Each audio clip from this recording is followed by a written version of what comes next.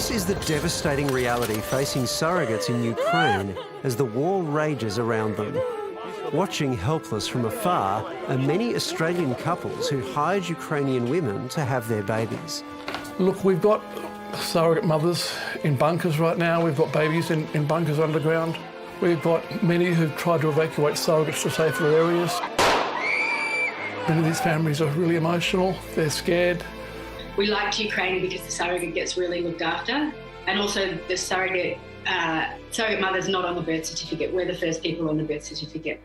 Melbourne couple Jess and Kevin had been trying for a family for years. And it wasn't until our third and final fertility specialist said no more is when we started to look into surrogacy. He said, I can't let you go through anymore. We've done 15 rounds of IVF and 7 egg collections. And he said, no more. You need to look at plan B. I mean, 4 years of IVF, we just weren't ourselves anymore. We'd withdrawn from all of our friends, our family. Life revolved around IVF, needles, injections. So when their surrogate got pregnant, Jess and Kevin were over the moon. But that all changed when the Russian tanks rolled across the border. 2 weeks ago, we got a text message, a WhatsApp message saying, hello, your baby's been delivered unexpectedly. Wow. And that was when our world just came crashing down. Yeah, 10 weeks early. Yeah, 10 weeks early. And we were on a flight from Melbourne to Dubai. And when we landed, we checked into our flight to Odessa. They never boarded the flight to Odessa as war had broken out. Instead, they embarked on a harrowing journey across Europe, determined to be close to their daughter. Poland to Austria, then Romania, then onto a bus to Moldova, where they are currently.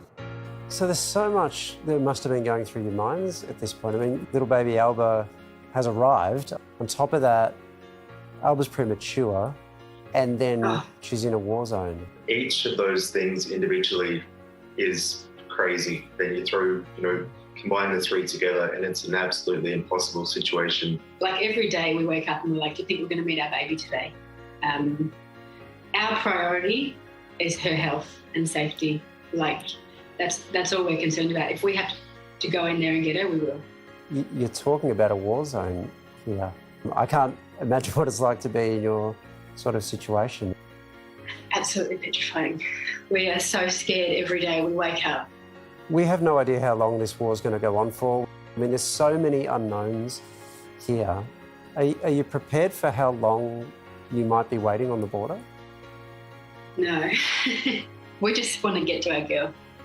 But I don't know, we sort of hope that we get in, Alba gets well, and then we all get medevaced out. That's the plan.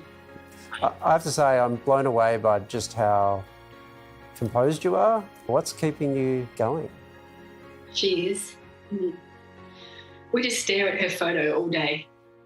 Jess and Kevin are not alone in their heartbreaking situation. Alex and Emma from Canberra went down the difficult road to surrogacy after a traumatic pregnancy. The pregnancy with Felix was going very well right up until 28 weeks. And then at 28 weeks, my wife got cancer, diagnosed with cancer while she was pregnant with my son. The doctors were able to deliver Felix before Emma's treatment for cervical cancer. You're happy, you're sad, you're uncertain, you're worried. You don't know which way it's going to go. Emma is too fragile to talk to us. She's recovered from cancer, but the treatment left her infertile. Surrogacy was always the only option after my wife's cancer. Emma is not capable of actually carrying a child to full term. Like so many other Australians, they chose a surrogate in Ukraine. We thought we'd gotten through the hard bit for having a second child. We'd made embryos, we found a surrogate. Surrogate was pregnant. That had taken 5 years. When everything is meant to be going right again, something changes and everything falls apart again. Their love for their unborn daughter trapped in a war zone spurred this couple into action.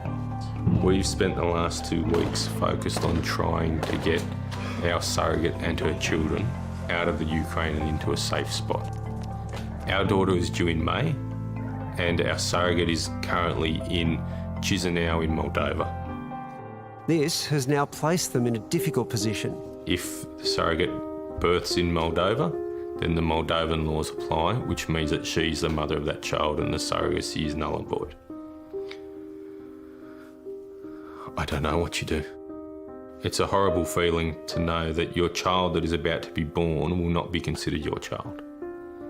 And the worst thing is that under the current rules, the best thing we can do as a parent to ensure that we have parentage is for a surrogate mother to go back into a war zone and give birth. That's the option we have. It's a shit situation. What a horrible dilemma. I mean, what can they do, that couple? I mean, they can get the surrogate to go back into Ukraine, which is dangerous. Maternity hospitals bombed. You can't negotiate with Moldova to change the laws.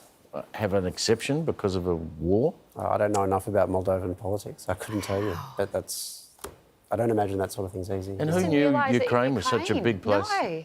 Yeah, well, it's interesting. I spoke to Jess and Kevin about that, and they said, actually, because you can't pay people to be a surrogate here, they look overseas, and in Ukraine, that has a reputation for the surrogates being treated really well.